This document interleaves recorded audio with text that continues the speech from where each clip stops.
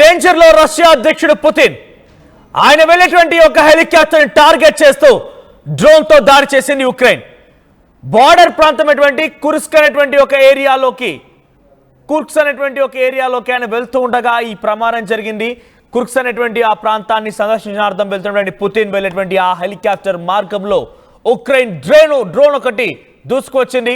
కొంత నారోగా చాలా త్రుటిలో తప్పించుకున్నాడు ప్రమాదం నుంచి. ఆయన లేదంటే ఈరోజు రష్యా అధ్యక్షుడు పుతిన్ చాలా దారుణంగా ఆ డ్రోన్ అటాక్లో దాడికి పాల్పడినటువంటి డ్రోన్ అటాక్లో గాయాల పాలయ్యేవాడు.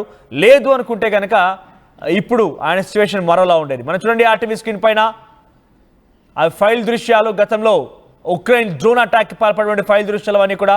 సో ఇదే రకంగా డ్రోన్తో అటాక్ చేసింది ఉక్రెయిన్. రష్యా అధ్యక్షుడు పుతిన్ ప్రయాణిస్తున్నటువంటి ఆ మార్గ మధ్యలో డ్రోన్ కనిపించడం చూసారు ఒకసారిగా ఎయిర్ డిఫెన్స్ సిస్టమ్. సో ఈ నేపథ్యంలోనే ఎయిర్ డిఫెన్స్ సిస్టమ్ దాన్ని కుప్పకూల్చేసింది.